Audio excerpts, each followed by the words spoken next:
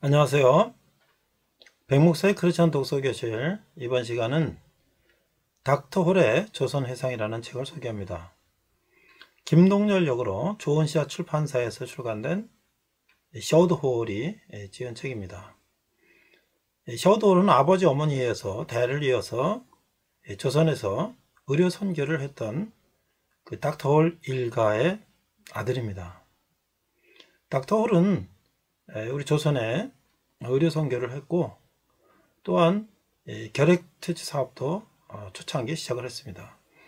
우리가 잘 알고 있는 크리스마스 시일도 닥터 홀의 결핵 퇴치 운동으로 시작된 것입니다.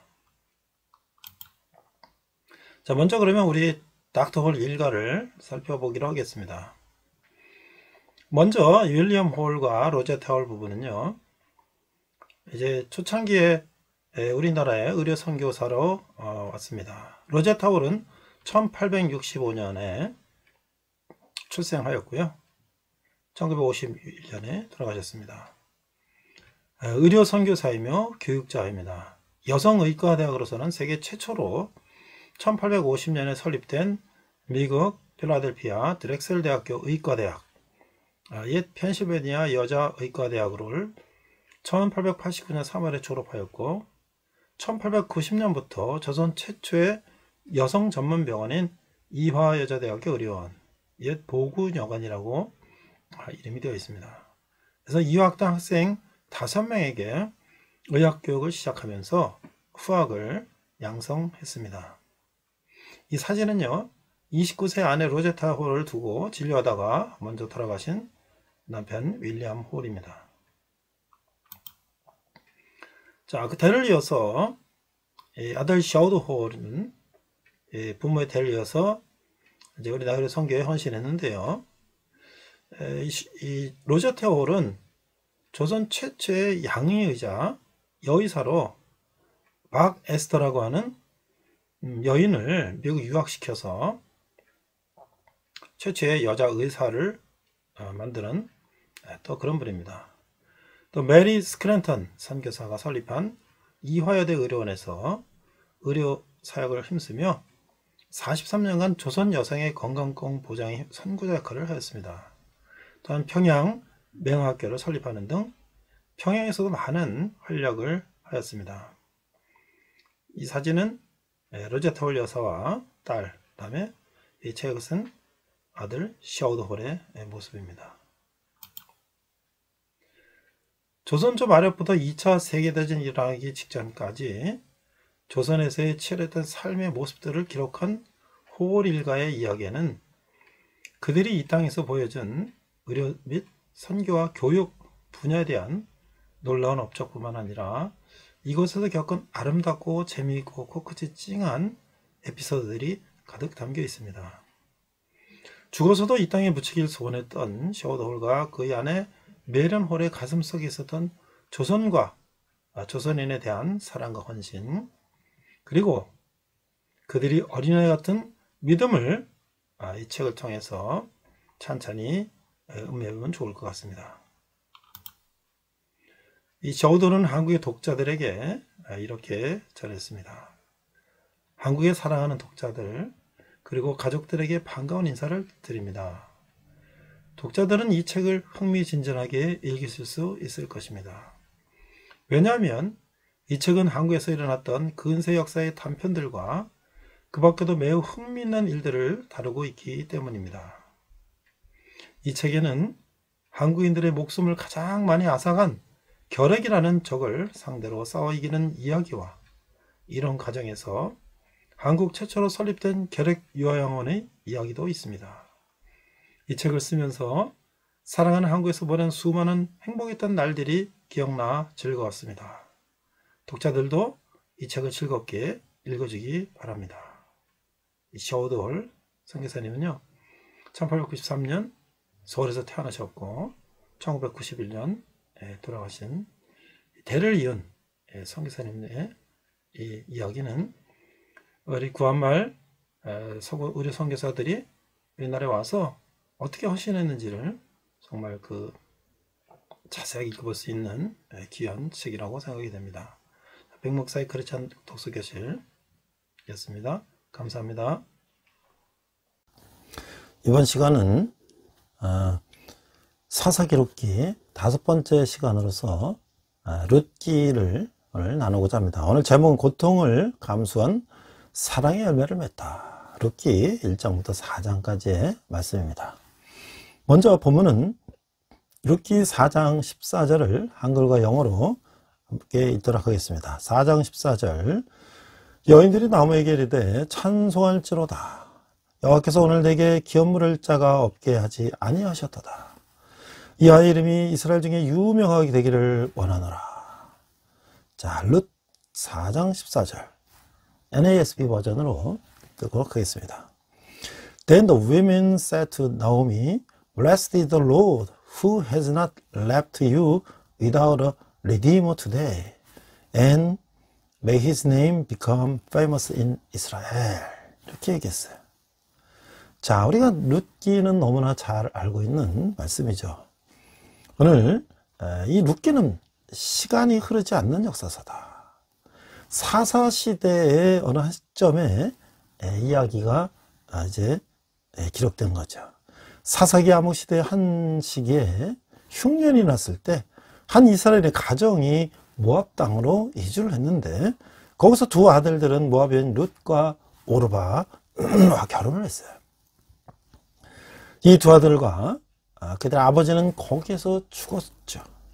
아들과 남편을 잃은 나오미가 이스라엘로 돌아갈 것을 권했을 때 오르바는 돌아갔지만 룻은 시어머니인 나오미와 운명을 같이 하기로 했어요. 어머니 믿는 하나님 나의 하나님이다 하고 어머니를 쫓아 이스라엘로 돌아오게 됐죠.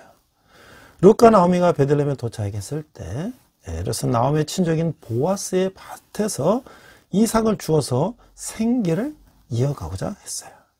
자, 레위기 19장 9절에 10절에 보면 이렇게 되어 있죠.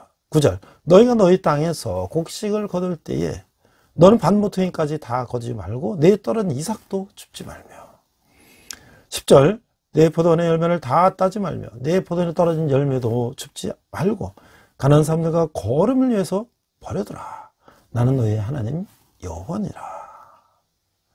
자, 제가 이스라엘 갔을 때도 보면 안식일이 시작되는 금요일날 저녁에 시장에 그 종교인들이 나팔을 불고 다 문 닫으라고 막 그럽니다.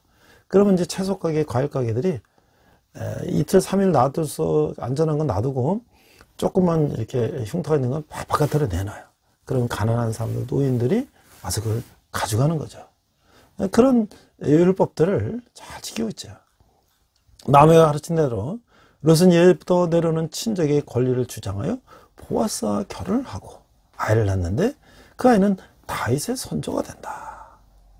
이 사사기에서 인간들이 계속되는 실수를 읽다 보면 하나님 나라는 이제 다 끝난 건가? 라는 절망을 느낄 수가 있어요. 그러나 이 룻기를 보면 그 절망을 희망으로 바꿔주는 아름다운 얘기뿐만 아니라 예수님의 족보를 이루는 다윗의 탄생과 그 왕국을 보여줌으로써 희망을 갖게 하는 거예요. 하나님의 암흑과 혼란이 가득 찬 사사시대에 이런 아름다운 가정을 남겨두셔 당신의 구원 사역을 이어가시는 것을 보게 되는 것이죠. 참으로 하나님의 사랑은 신기하고 놀라운 것이에요. 룻기는 성경에 등장하는 여러 여성의 이름으로 된 책이 2권 있는데 하나는 바로 룻기고 하나는 에스더서예요. 에스더는 유대인이지만 이방인들 속에서 살았고 룻은 이방 여인이지만 유대인들 속에서 살았어요. 룻은 유대인과 결혼했고 에스더는 이방인과 결혼했죠. 이 두 책은 모두 밤에 사건들이 일어났어요. 아주 흥미롭죠? 자, 그래서 룻은 예수님 족보에 나오는 4명의 여인 중에 1명이 되었다 라고 하는 것이죠. 자, 이제 이 룻기 1장에 보면 사랑으로 인한 선택이다. 나오미 가정은 기근을 피해 모압 지방으로 갔어요. 이 나오미의 남편 엘리멜렉은 아들 둘을 데리고 조금 여유가 있었으니까 그 모압 땅을 이제 갔겠죠. 근데 그거 사실 모압 땅은 그 이방 땅이잖아요. 그래서 두 모압 여인을 며느리로 맞이했어요. 자, 모압은 암만과 더불어 소돔과 고모라의 재앙을 피해서 도망 다니던 중에 두 딸과 관계를 맺고 낳은 롯의 아들들에 의해서 이루어진 족속이라고 하는 거예요. 모압은 지금 이스라엘의 적대국이죠. 그 모압 여인을 며느리로 맞아서 딸같이 여기는 나오미의 인간적인 따스함을 우리는 느낄 수가 있어요. 거기서 나오미는 10년을 머무는 동안 남편을 먼저 잃고 그리고 두 아들을 잃었어요. 그녀는 이제 고향으로 돌아가기로 결심하고 두 며느리에게 그들의 고향이 모압에 남으라고 권하지만 롯은 시어머니를 떠나가기로 선택을 하죠. 이 장에 보니까 이제 사랑으로 섬기는 롯을 볼 수가 있는데 모압의 롯은 시어머니 고향 베들레헴에 돌아와서 가난을 이기려고 남의 밭에서 이삭을 주어서 시어머니를 봉양하는 그런 사랑을 보이고 있는 거예요. 그 아름다운 마음은 그의 은인이 될 보아스를 만나는 계기가 되는 것이죠. 보아스는 이삭 죽기를 허용하는 것이죠. 우리 앞서 본 것처럼 이스라엘 유대인들은 그 곡식을 다 모조리 걷지 않고 이삭을 남겨줌으로써 가난한 사람들이 그 이삭을 주어서 생계를 유지하도록 이렇게 하는 것이죠. 자, 이 3장에 보니까 이제 사랑으로 인한 청혼을 하고 있어요. 나아미는 보아스를 만난 이야기를 듣고서 그에게 청혼을 하도록 하죠. 왜냐하면 보아스는 대속의 법, 이 형사 취수법 이거에 의해서 기업물을 짜임을 알았기 때문이라는 거예요. 나아미는 롯에게 청하는 법도 가르쳐줘요. 자, 그러면 대속의 법은 무엇인가? 레기 25장 23절에서 28절에 보니까 23절 토지를 영구히 팔지 말 것은 토지는 다 내 것임이니라. 너희는 거름이뇨 동거하는 자로서 나와 함께 있느니라. 24절 내가 너희 기업에 온 땅에서 그 토지 무르기를 허락할지니. 25절 만일 네 형제가 가난하여 그의 기업 중에서 얼마를 팔았으면 그에게 가까운 기업물을 짜가와서 그의 형제가 판 것을 물을 것이요. 26절 만일 네 형제가 가난하여 그의 기업 중에서 얼마를 팔았으면 그에게 가까운 기업물을 짜가와서 그에게 그 형제가 판 것을 물을 것이요. 26절 만일 그것을 물을 사람이 없고 자기가 부유하게 되어 물을 힘이 있으면. 27절 그 판 해를 계수하여 그 남은 값을 산자에게 주고 자기의 소유지로 돌릴 것이니라. 28절 그러나 자기가 물을 힘이 없으면 그 판 것이 희년이까지 산자의 손에 있다가 희년이 이르러 돌아올지니 그것이 곧 그의 기업으로 돌아갈 것이니라. 자, 이스라엘은 말이죠, 기업물을 짜라는 게 있는데 이제 이 친족 중에서 남이 빚져갖고 땅을 다 이제 넘기면 먹고 살 수가 없잖아요. 그런 그 친족 중에 유력한 사람이 그걸 대신 갚아주는 거예요. 또 그것도 안 된다. 그러면 이제 7년씩 안식년이 7번째는 49, 77, 49, 50년째 오는 희년, 주벨리라고 하는 희년에는 자동적으로 모든 것이 다 돌려주는 거예요. 원주인한테. 이런 이스라엘은 빈부가 대물림하는 걸 방지하는 이런 율법을 갖고 있었다는 거죠. 그 다음에 이제 우리가 형사 취수법이라는 것은 형이 죽으면 동생이 이제 그 가정을 지켜준다. 그래서 이거 바로 신명기 25장 5절에서 10절의 말씀인데 죽은 형제에 대한 의무는 5절 형제들이 함께 사는데 그중 하나가 죽고 아들이 없거든 그 죽은 자의 아내는 나가서 타인에게 시집가지 말 것이요 그의 남편 형제가 그에게 들어가서 그를 맞아 아내를 삼아 그의 남편의 형제된 의무를 그에게 다 해야 할 것이요. 6절 그 애에 낳은 첫 아들이 그 죽은 형제 이름을 잊게 하여 그 이름을 이스라엘 중에서 끊어지지 않게 할 것이니라. 7절 그러나 그 사람이 만일 그 형제의 아내의 맞이하기를 즐겨하지 아니하면 그 형제 아내는 그 성문으로 장로들에게 나아가서 말하기를 내 남편의 형제가 그의 형제의 이름을 이스라엘 중에 잊기를 싫어하여 남편의 형제된 의무를 내게 행하지 아니하나이다 할 것이요. 8절 그 성읍 장로들은 그를 불러다가 말할 것이며 그 이미 정한 뜻대로 말하기를 내가 그 여자를 맞이하기를 즐거워하지 아니하느냐 하면. 9절 그 형제의 아내가 장로들 앞에서 그에게 나가서 그의 발에서 신을 벗기고 그의 얼굴에 침을 뱉으며 이르기를 그 형제의 집을 세우기를 즐거 아니하는 자에게서 이같이 할 것이라 하고. 10절 이스라엘 중에서 그 이름을 신벗김 받은 자의 집이라 부를 것이니라. 그러니까 형제의 의무를 다하지 않으면 그런 수치를 당한다 이거죠. 요셉을 팔아먹은 그 12형제 중에 유다도 마찬가지죠. 그 며느리 다말이 남편이 죽었는데 그 형제에게 대를 이어달라고 했는데 그 원한이 거부했잖아요. 또 아버지 유다도 그걸 거부했는데 결국은 다말은 장녀로 위장하고 아버지 유다와 동침해서 아들을 낳는, 나중에 그것을 또 이제 간음을 했다고 죽이려고 그랬을 때 그 증거로 맡겨놨던, 외상으로 맡겨놨던 아버지 지팡이와 인장을 보여주면서 그런 자기가 대를 잇게 이르노라 라는 걸 보면서 그 유다는 그 아들들은 부끄러움을 당했잖아요. 자, 그래서 이제 세 번째 나오면은 청혼을 한 번 가르쳐줘요. 내가 누울 때 너는 그가 눕는 곳을 갔다가 들어가서 그의 발치이불을 들고 거기 누우라. 그가 네 할 일을 내게 알게 하리라. 아니, 이 의미는 그 당시 풍습으로 결혼을 청혼한다라는 것인데, 이제 나오미가 며느리에게, 룻에게 그런 청혼하는 방법을 가르쳐주고 그 룻은 또 그대로 따라서 이제 보아스에게 하는 것이죠. 그러나 보아스는 바로 그 다장마당에서 밤새 일하고 거기서 잘 때에 그런 청혼하는 그 룻을 거기서 그대로 받아들인 것이 아니라 철저를 따져서 우리 가족 중에서, 친족 중에서 기업 물을 자가 누군가를 장로들 모아놓고 그것을 다시 의논하게 되는 것이죠. 결국은 기업 물을 자가 그걸 포기함으로써 결국은 이제 보아스가 그 룻을 거두게 되는 거예요. 자, 이런 아름다운 이야기가 이제 그 몇천 년 전에 이스라엘에 있었다는 거예요. 근데 오늘날 우리는 어떻습니까? 제가 이제 인터넷 보면 요즘에 그 젊은 사람들이, 부부가 자녀들을 학대하고 심지어는 자녀를 이제 방치하고 또는 그런 사망에 이르는 그런 안타까운 뉴스들을 가끔 보게 돼요.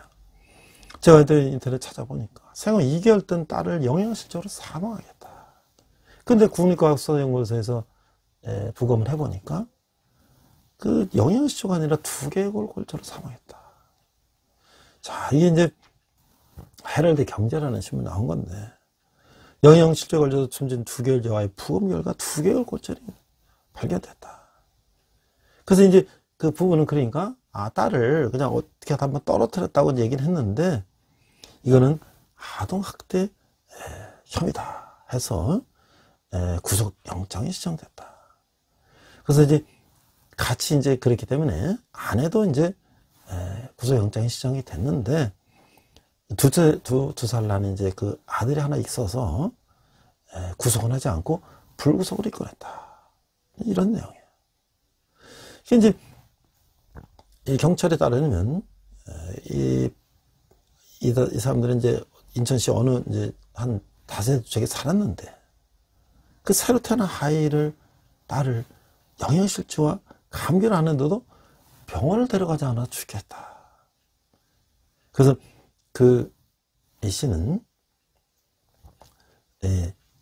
그 사망 당일날 애를 분유를 먹이려고 젖병을 입에 물렸는데 숨을 헛떡 거리면서 아무 반응도 하지 않아서 3시간 동안 병원에 가지 않았단 말이에요. 그런데 그는 이제 남편이죠. 군대에서 배운 심폐소생을 해서 딸을 했지만 그냥 병원에 그냥 놔뒀단 말이에요. 당연히 병원으로 응급실로 데려갔어야죠. 그 체온이 급격히 떨어지니까 119에 신고했다는 거예요. 그래서 이제 경찰에 조사해 보니까 앞서 얘기한 딸을 또 떨어뜨렸다. 그래서 이제 그 출혈이 발생돼서 아이가 사실은 사망 원인이 거있지 않을까라도 추정을 하는 것이죠. 그 아이를 실수로 떨어뜨린 뒤 이제 남편에게 전화했는데 상태가 좋지 않았는데 한두 시간 지나면 뭐 괜찮아져서 병원에 데려가지 않았다. 자, 그런데 그 갓난아기가 1m 위에서 떨어져 가지고 그렇게 먹지도 못하고 있었다면 그런 문제가 있었다고 볼 수 있는 것이죠. 아마 이들이 자신들의 과실을 숨기기 위해서 그 다음에 치료도 안 하고 예방접종도 미루고 이제 이렇게 하는 거 아닐까. 참 이게 그래서 아이가 그 먹지도 못하고 실험실 앓다가 그냥 말라가지고 말이죠. 그런 거 보면 우리가 부모들이 물론 실수로 그렇게 키우다 할 수도 있죠. 그러나 아이를 갖다가 빨리 병원에 가서 치료하고 실수가 있다면 그것을 이제 책임을 감당해야 되는데 자기들이 그런 것들을 숨기기 위해서 아이를 갖다가 그렇게 방치하고 말이죠. 그래갖고 이들은 이제 일정한 직업에 살아가지고 빚도 졌고 월세도 제대로 못 내고 이렇게 해서 어려운 상황 속에 있어서 그 아이를 그렇게 갓난 아이를 죽게 만들었다. 오늘날 우리 이 세상이 얼마나 이렇게 물질이 먹을 만큼 있고 살 만큼 있는 세상, 우리 병원에만 가도 살릴 수 있는 그런 세상에 이런 안타까운 일들이 일어나는 걸 보면서 2000년, 몇천 년 전에 그런 사랑, 가족 간의 사랑을 했던 그런 모습들과 오늘날 우리의 모습들이 너무나 차이가 있다라는 것을 생각해 볼 수가 있는 것이죠. 자, 룻은 말이죠. 성실히 따랐다. 그러니까 누가복음 16장 10절에 보니까 지극히 작은 것에 충성된 자는 큰 것에도 충성되고 지극히 작은 것에 불의한 자는 큰 것에도 불의한다. 하나님은 작은 일에도 충성스럽게 따르는 자가 훌륭한 리더십이 될 수 있다고 말씀하고 계세요. 모압의 룻은 일제 과부가 되었고 시어머니 나오미가 라반을 따라서 하나님의 백성이 사는 땅으로 들어오는 것으로 그녀의 충성된 여정을 시작됐다. 이방 여인이 이스라엘 하나님을 믿는 나라에 나의 어머님 하나님, 나의 하나님이라고 그걸 따라온다는 자체가 대단한 용기였다. 그래서 1장 16절에 보니까 롯이 어머니 이르되 내게 어머니를 떠나며 어머니를 따르지 말고 돌아가라 강권하지 마옵소서. 어머니께서 가시는 곳에 나도 가고 어머니께서 머무시는 곳에서 나도 머물겠나이다. 어머니 백성이 나의 백성이 되고 어머니 하나님이 나의 하나님이 되시리니 라고 말했던 것이에요. 그냥 나오미의 말 한마디에도 절대적인 순종을 보임으로써 하나님을 충성스럽게 섬기는 모습을 보였다. 온 성 사람들과 보아스는 이런 룻의 성품을 현숙하다. 이게 뭐야? 노블 캐릭터, 노블, 아주 고귀한 성품을 가졌다. 또 여인들은 룻을 보고 7 아들보다 귀한 네 며느리다 라고 칭찬했다는 거예요. 그 나오미가 룻에게 기상천외하고 이해하기 어려운 제안으로 다장모에서 자는 보아스의 이부자리에 들어가라고 했을 때도 룻은 주저없이 그 말씀을 따랐다고 하는 거예요. 룻이 시어머니에게 이르되 어머니 말씀대로 내가 다 행하리다 하니라 라고 했던 것이죠. 그의 어머니 된 순종, 존중은 심은 대로 열매를 거두게 됐다. 여기 보아스 역시 룻의 청원에도 이제 내 딸아 두려워하지 말라. 내가 네 말대로 네게 다 행하리라. 내가 현숙한 여자인 줄을 나의 성읍 백성이 다 아느니라. 그 동네 사람들이 다 아는 거예요. 그 더운 날 보리 투사하고 난 그 밭에 가서 이삭을 주우면서 땡볕에 그 이삭을 주워서 그거를 이고 집에 가서 그 늙은 시어머니와 함께 그걸 먹고 사는 것을 온 동네 사람들이 다 알고 있다 이거예요. 그 결과 룻은 보아스에게서 다윗의 할아버지인 이새를 낳음으로써 이방 여인임에도 메시아의 족보에 오르는 영예를 안게 되었다. 자, 믿음에서 충성이 나오고 충성에서 사랑이 나온다. 사랑에서 종있게 된 그림이 룻의 일생에서 그대로 묻어나온다 라고 말할 수가 있는 것이에요. 룻은 믿음의 충성과 사랑으로 존귀한 여인이 되어서 온 성읍 안에서 선한 본보기가 되었다고 하는 것이죠. 자, 우리가 기업을 부른다는 건 무엇일까? 고엘. 자, 이 단은 빚 때문에 팔린 재산의 소유권을 다시 획득하는 데 사용되었다라고 하는 것이에요. 자손이 없어 죽은 사람의 이름을 회복하여 보존시키는 데 사용되었다. 이때 죽은 자 형제가 그 죽은 자의 아내를 취하여 자녀를 낳아줌으로써 죽은 자의 이름을 이스라엘에서 잊혀지지 않게 하는 것이다. 앞서 얘기한 것처럼 유다가 원한에게 이르러 내 형세기로 들어가서 남편의 아우된 본분을 행하여 내 형을 위해서 씨가 있게 하라 라고 했는데 원한은 어떻게 했습니까? 그 형수의 가족들을 거느기가 싫어서 이제 그 명령을 따르지 않았다고 하는 것이에요. 자, 또 가난에 쪼들린 친척이 판 땅을 그가 살았을 때, 자, 이 에레미야 32장 7절에 보면 또 이런 말이 있어요.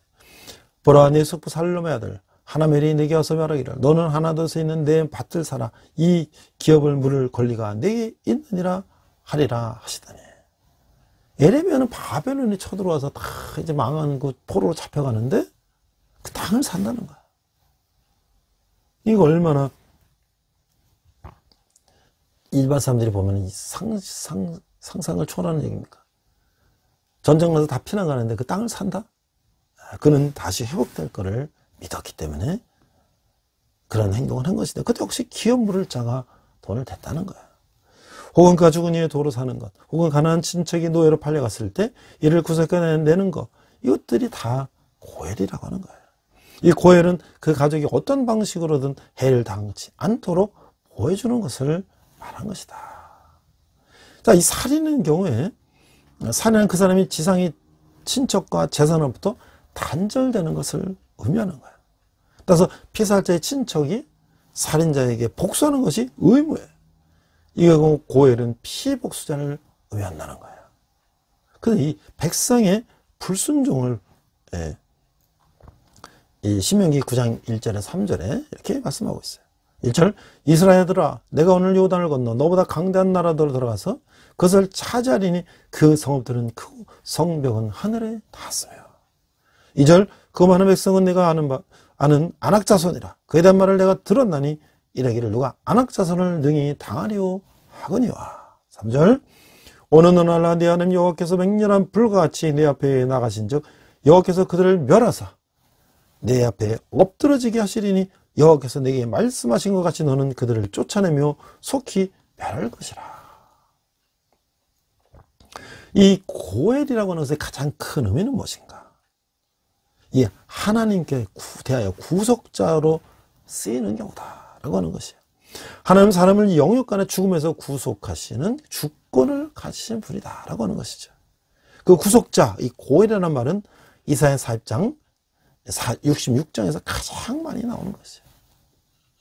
욥기 19장 20절에 보면 내가 알기에는 나의 구속자가 살아계시니 예수는 우리의 고엘이 됐다고 하는 거예요.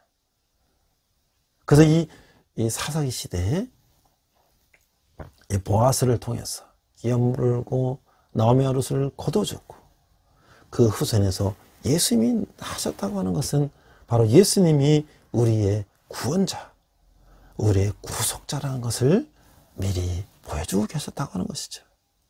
그 4장에 이제 그 열매가 맺는데, 사랑의 열매가 맺는 것이죠. 보아스는 룻의 청혼을 받지만 기업 물는 것에서 자기보다 서열이 앞선 자가 있음을 알고 그에게 포기하기를 이제 얘기하는 거예요.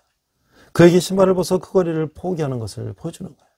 신발 안쪽을 벗어 다른 사람에게 주는 것은 그 신발의 주인이 자신의 재산 청구를 포기하고 그 사람에게 이양한다는 것을 대중에게 알리는 거예요. 이 결혼은 혼합결혼으로 이스라엘 표준에서는 죄가 될 수 있어요. 그런데 그 결혼이 인종적 혼합이나 종교적 혼합이냐를 따지는 거예요. 인종적 혼합은 용납되지만 종교적 혼합은 용납되지가 않는다고 하는 것이에요. 보아스 룻은 다윗의 증조 할아버지와 할머니가 되어서 예수님의 족보에 오르게 된다. 성경에 족보가 나면 그 모르는 곳에 있는 인물의 중요함을 강조한 것이다 라고 말씀하고 있는 것이에요. 그래서 이 룻기라고 하는 것은 우리 기독교가 관계를 중시하는 종교다라는 것을 보여주고 있는 거죠. 이 기독교는 관계를 중요시하는 공동체다. 그 말은 기독교는 관계가 맺어지는 현실적 삶을 중요한다 하시 한다는 거예요. 현실을 도피한 것이 아니라 적극적으로 참여하는 종교라고 하는 것이죠. 반면에 다른교는 개인 중심의 종교. 자신이 복만 받으면 되는 거예요. 불교 인간과는 천상천하 유아독존. 이 개인의 해탈이 중요하지 상호 관계에서는 중점을 두지 않는 것이죠. 개인이 복을 받고 개인이 잘 되면 되는 것이지 다른 사람과 그런 관계는 별로 개의치 않는다고 하는 것이죠. 그러나 우리 기독교는 인간관계를 맺는 종교다. 그래서 보아스가 룻에게 베푼 친절과 간담을 보면서 우리 하나님과의 사랑을 느낄 수 있는 것이죠. 영적 리더가 건강하고 복된 인간관계를 맺으려면 관대함을 발전시켜야 한다고 하는 것이죠. 왜곡된 현대인 인간관계 속에서 관대함은 진실로 하나님의 사랑을 나타내는 천사 같은 행동이라고 하는 것이죠. 관대함의 진정한 동기는 희생하여 대신 주는 것이에요. 남아도는 것을 주는 것이 아니라 관대함에 대해서 의문이 든다면 이렇게 자문을 해보면 좋을 것 같아요. 첫째, 마음으로부터 우러나는 것인가? 진정으로 관대한 사람은 다른 사람들에게 좋은 인상을 남기기 위해서가 아니라 사랑과 동정의 마음으로 자신의 것을 내어주는 것이죠. 둘째는 생산적인 관대함인가? 결과에 대한 책임 없이 돈이나 물건이나 시간을 무작정 주는 것이 아니라고 하는 것이에요. 남에게 베푼 것이 구체적으로 어떻게 쓰이고 있는지 주의를 기울여야 한다고 하는 것이죠. 도움을 필요하는 사람들에게 내어주는 것은 하나님의 자원이기 때문에 하는 거예요. 그래서 지혜롭고 선한 관리자가 되어야 한다고 하는 것이죠. 저는 이 룻을 생각하면서 우리가 이제 그 신부모와 시어머니와 며느리의 그 관계, 효도하고 사랑을 나누고 또 그것을 또 돌봐주는 보아스 같은 그런 아름다운 가정을 꾸미는 이야기로 우리가 룻을 많이 소개하고 있는데 저는 이 가정 속에서 하나님의 뜻을 이뤄가는 그런 가정이 어떤 가정이 있을까라고 생각하다가 제가 닥터 홀의 조선회상이라는 책을 읽으면서 상당히 감명을 받았어요. 전에 양화진에 있는 선교사 묘지에 갔다가 그 책을 사가지고 참 감명 깊게 읽었는데 오늘 인터넷 찾아보니까 국제협력의사로 헌신한 분이 그 책의 소감을 이렇게 올려놓은 게 있어서 제가 좀 소개해 좀 하려고 그래요. 자, 지난 토요일 날 닥터홀의 조선회상을 다 읽었습니다. 혹시 이 책을 읽어보신 적이 있나요? 이 책을 읽은 내내 잔잔한 감동이 밀려왔습니다. 닥터홀 가족들이 가진 조선 땅을 향한 사랑이 나를 향한 사랑으로 느껴질 때마다 눈가에 눈물이 맺히기도 했죠. 이 책을 읽게 된 계기는 첫째 아이를 낳은 뒤 몸조리를 하는 기간 동안 양화진이라는 책을 읽은 데서 출발합니다. 그 책을 읽으면서 구한말 한국 땅을 밟았던 그 초기에 많은 선교사들에 대한 이해를 갖게 되었기 때문입니다. 사실 양화진이라는 책도 2001년 국제협력의사로 우리 가족이 카자흐스탄으로 나가기 직전 방글라데시로 떠나게 된 같은 국제협력의사 선생님께서 선물로 받은 것입니다. 당시 전 세계로 흩어져 협력의사들에겐 100년 전 한국 땅을 밟았던 그때 그 사람들을 회상한다는 것은 특별한 의미가 있었기 때문입니다. 소설 양화진의 시작은 흥선대원군과 병인양요. 이게 뭐냐면 수많은 천주교 신자들을 박해받고 순교했던 그 이야기죠. 그 시절까지 거슬러 올라갑니다. 그리고 그 숨막히게 전개된 구한말 역사의 물줄기 속에서 이 땅을 사랑해서 목숨을 걸었던 수많은 선교사들의 얘기가 전개되죠. 이 책에서는 우리가 잘 알고 있는 의료 선교사인 알렌, 홀, 언더우드 등의 이름이 다 다루어지고 있습니다. 이전까지 한국의 초창기 교회사에서 어느 정도 알고 있다고 생각했었지만 이 책을 읽으면서 그 생각이 얼마나 잘못된 것이었는가를 알 수 있었습니다. 이토록 슬프도 아름다운 한국교회 초창기 역사들과 구한말의 빛과 같은 그들의 존재에 대해서 우리는 너무 무지했음을 그제서야 깨달았습니다. 소설 양화진에 등장하는 많은 초기 선교사들의 한국 정착기와 사역의 길을 읽다 보면 100년 전 이 땅을 찾아왔던 그들에게 한없는 미안함과 감사함을 느끼게 됩니다. 그들과 그들의 어린 자녀들은 질병과 박해로 낯선 땅 한국에서 죽어가야 했지만 그들의 무덤이 조선 땅에 남겨지길 원할 정도로 이 땅을 사랑한 사람들입니다. 내가 모르는 수많은 이름들이 조선인들을 사랑하다 죽어갔다는 그 사실만으로도 주체할 수 없는 감정이 솟아났습니다. 이토록 큰 사랑을 알게 되면서 그들에 대해 좀 더 알아야만 역사 의식이 생겼고, 그 때문에 읽게 된 책이 바로 오늘 소개할 닥터 홀의 조선해상입니다. 사실 내게 있어서 양아진이나 닥터 홀의 조선해상 같은 책이 평범한 감동해상으로 다가오는 데는 우리 가족 역시 카자흐스탄에 2년 6개월 동안 살았기 때문인지도 모르겠습니다. 그곳에 사는 동안 현지 병원이나 선교지 교회에서의 장기 정기 진료 활동과 지역교회에서의 활동이 주된 일이었고, 이 과정에서 이방인으로 미민족 사회에서 살아가며 겪게 되는 수많은 감정과 에피소드들을 경험할 수밖에 없었습니다. 우리가 카자흐스탄에서 얻고 돌아온 수확물은 너무나 많습니다.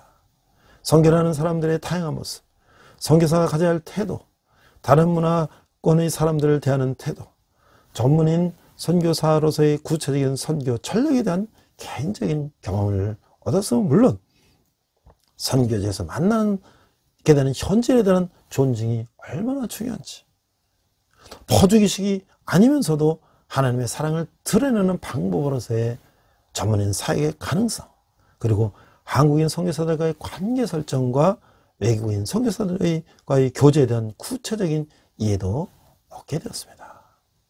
하지만 그곳에 살아가는 2년 6개월의 세월 동안 우리 가족이 느꼈던 이 같은 사실이면에는 그곳 사람들에 대한 답답함과 절망, 미움과 증오도 숨어 있습니다. 게으른 사람들, 외국인에게 뒤집어 씌운 교통사고, 약속을 지키지 않는 사람들, 섬김이나 봉사에 대한 오해, 교회를 수단으로 이용하는 사람들, 어떨 땐 소리치고 싶을 정도로 그들이 미워질 때도 있었습니다. 그때마다 우리 가정이 왜 카자흐스탄에 와서 살고 있는지 끊임없이 물어야 했습니다. 오늘날 이랬지만 우리는 어땠나요? 100년 전, 150년, 200년 전에 복음을 전하러 온 선교사들을, 심지어 가톨릭 신부님들 처형을 했지 않았습니까? 예수를 믿는다고 백성들을 죽이지 않았습니까? 자, 선교지에서 더욱 드러나는 선할 수 없는 인간의 본성을 내 안에서 보았고, 예수 그리스도의 능력이 내 안에서 임해야만 그것을 살아갈 수 있었습니다. 아마 수십 년간 한국 땅을 위해 헌신한 호월 일가에게는 이 같은 하나님의 은혜와 능력이 머물렀을 것입니다. 여기 사진을 보니까 이분이 이제 밤에 혼자서 애기들 재워놓고 이 책을 읽고 느낌을 쓰고 있어요. 그 조선 땅을 위해 헌신하고 숨겨간 그들에 대한 하나는 애정을 느끼고 밤새 이걸 쓰겠다 그래요. 책상에 펴팔게 된 베개 든 불빛은 그 옛날 상투던 사람들이 모여 앉아 예배드리던 사랑방의 호롱불을 연상하게 합니다. 닥터 홀의 조선해상에서 저자 셔우드 홀은 아버지 윌리엄 제임스 홀의 아들로 서울에서 태어나 평양에서 자랐으며 조선의 망국병인 결핵의 심각성을 몸소 체험하고는 조선의 결핵 퇴치를 위해서 일생을 바치겠다고 헌신한 사람입니다. 미국에서 의학 공부를 하고 다시 조선을 찾아와 항해도 해주에 결핵 요양원을 최초로 세웠고 크리스마스 실 운동을 시작했습니다. 우리 어렸을 때 크리스마스 때 카드나 이런 거 보내면 이제 우체국이나 이런 데서 우표하고 크리스마스 실을 또 팔았죠.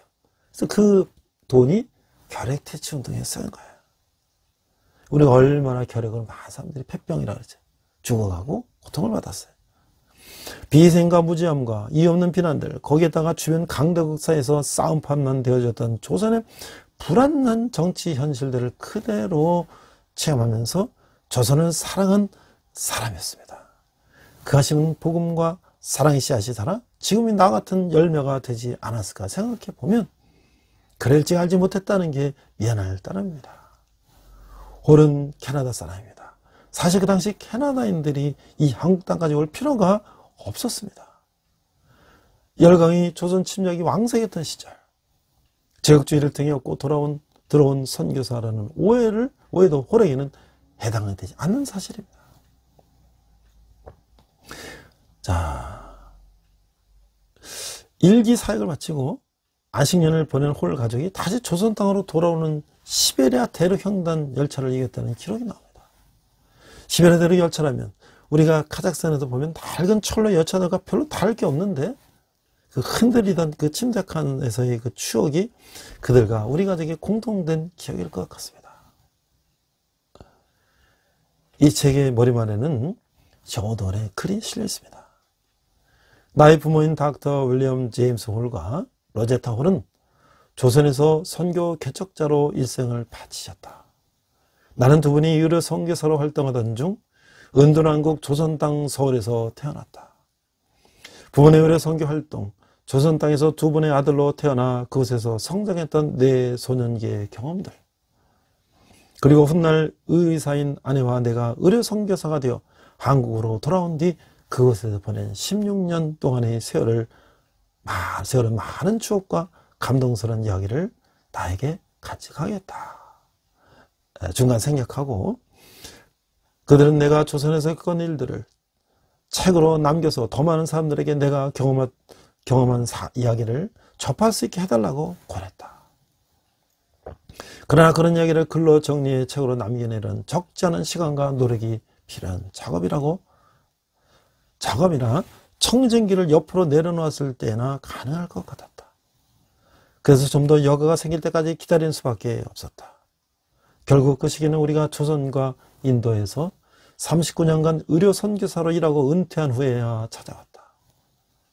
73번째 생일을 맞는 날 나는 이 책을 쓰기로 작정했다. 리치먼드, 브리티스 콜롬비아, 캐나다에서 닥터 셔도. 자, 이 닥터 홀은 1991년 98세 일기로 세상을 떠났어요. 이게 불과 20년 전인데 난 왜 그를 몰랐을까요?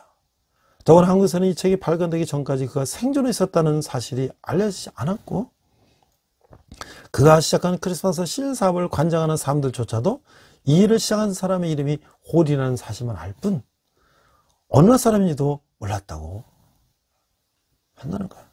참 아쉽고 안타까울 뿐입니다. 지난 50년간 한국은 천지개벽하는 사회적 변혁 속에 있었습니다. 그 경랑 속에서 우린 그를 너무 빨리 잊었던 것입니다. 홀의 아버지 윌리엄 제임스 홀, 여동생 에디스, 태어나면서 세상을 떠난 아들 프랭크, 어머니, 아내, 이 모든 이들이 지금 양아진 선교사 묘지에 묻혀 있습니다. 얼마 전에 언더우드 가족이 제4대 걸친 봉사활동 마치고 영구 귀국한다는 기사를 들었습니다. 세상은 봉사활동, 학교에서의 교수로 후손을 양성했다는 이야기만 하고 있지, 그가 첫 장로교 선교사로서 이 땅에 건너왔음을 애써 부각시키지 않았습니다. 하지만 우리는 알아야만 하고 이야기해야 합니다. 그래서 저는 다음에 읽을 책으로 언더우드 선교사의 편지를 모아 편찬한 책을 읽으려고 합니다. 국가는 다르고 섬기는 민족은 다르다 하더라도 현지들 사이에서 겪는 갈등과 어려움, 동료 선교사들과 겪게 되는 수많은 에피소드들, 낯선 곳에서 살아가는 독특한 문화 경험으로서의 유사성은 100년이라는 시간을 넘어 동일함을 이 책을 통해서 느낄 수 있었습니다. 이 사진은 카자흐스탄의 경험을 가진 우리 가족에게 특별히 큰 위로가 되었고, 앞으로 우리 삶의 좋은 이정표가 되어질 것이라고 생각합니다. 그래서 축복의 사람, 설경 작사 작곡이라는 CCM 곡이 있는데, 그곳에 뮤직비디오가 있는데 그 CCM 러버 같은 CCM 사이트에서 쉽게 볼 수가 있어요. 근데 그 뮤직비디오 속에 유심히 보면 양아진의 선교 100주년 기념관이 배경임을 알 수가 있다라고 했어요. 그리고 그 화면 속에 양아진에 있는 수많은 선교사들의 무덤 중 2개의 묘비를 비치는데, 두 번째로 비치는 묘비의 묘명이 바로 홀, H-A-O-L-L, 홀이라는 것이에요. 이제 마지막으로 아래 닥터 홀의 조선해상을 소개하고 있는 인터넷 자료입니다. 닥터 홀의 조선해상, 좋은 씨앗 출판사, 2003년, 저돌 지음, 김동열 옮김, 이렇게 돼 있어요. 조선 사람들의 몸과 영혼을 사랑하는 저돌과 한국 땅에서 태어난 한국 이름과 한국말을 쓰면서 우리 한국인들을 위해 땀과 눈물을 아끼지 않았던 셔도홀, 그의 부모는 의료 선교사로서 대한제국 만렙 평야의 병원을 개업했다. 아버지 닥터 윌리엄 제임스 홀이 환자들을 치료하다 자신 역시 전염병에 걸려 세상을 떠나는 불행 중에도 두 사람이 세운 병원은 발전해서 홀 기념병원이 되었고, 멋진 로제타월이 설립한 동대문 부인병원은 2대 부속병원으로 성장했다. 또 고려대학교 의과대학의 전시는 경성 여자의학 전문학교를 열었으며, 그에 창설된 그 분원은 현재 인천기독병원과 인천 간호보건 전문대학에 이르렀다. 닥터 샤우드홀이 미국에서 의학 공부를 마치고 한국에 들어와 처음 일을 시작한 곳은 황해도 해주 구세병원이었다. 그의 말과 행동과 사고방식은 한국 사람과 다를 바가 없었다. 닥터 샤우드홀은 해주 구세병원서 원장 겸 내과의사로 일하면서 매일 수많은 결핵 환자를 진료했다. 전염병이 막강한 결핵은 일제는 물론이고 한국인들도 지켜보는 것 외에는 달리 치료법을 찾지 못하고 있었다. 오늘 나오미와 룻의 그 사랑과 또 보아스의 그 사랑을 통해서 예수님이 태어나시고 우리를 구원하실 예수님의 예표를 그 나오미, 룻과 보아스를 통해서 보여준 것을 그 수천 년이 지난 다음 이 샤우드 홀과 아버지 제임스 윌리엄 홀, 어머니 로제타 홀, 그 동생들, 그 가족들이 캐나다에서 이 먼 조선 땅에 와서 결핵으로 죽어가는 많은 환자들을 치료하면서 그들의 대를 이은 한국에 대한 사랑과 그 가족 간의 사랑을, 바로 이것이 오늘날의 룻기가 아닌가 이렇게 생각합니다. 이렇게 기도합니다. 하나님 아버지 은혜를 감사합니다. 룻을 통해서 하나님의 사랑이 이어지고 수천 년 동안 그 크리스찬의 선교사의 열정으로 또 이 조선 땅까지 이루어지게 된 것을 감사드리며, 우리도 그런 사랑을 나눌 수 있는 저희도 되게 하여 주시옵소서. 감사드리며 예수님 이름으로 기도했습니다. 아멘.